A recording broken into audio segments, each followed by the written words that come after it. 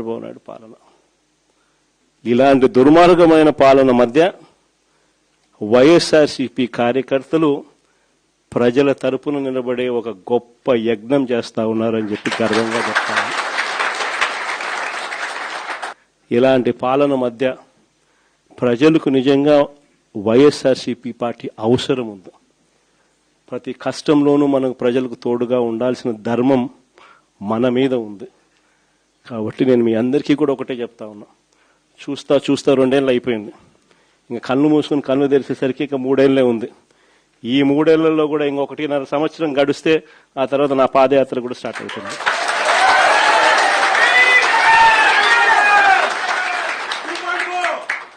ఒకసారి నా పాదయాత్ర కూడా స్టార్ట్ అయిందంటే ఆ తర్వాత మరో 1.5 సంవత్సరం పూర్తిగా ఇంక ప్రజల్లోనే దాదాపుగా 150 నియోజకవర్గాల పైచిలకే తిరుగుతాం, ప్రజల్లోనే ఉంటాం.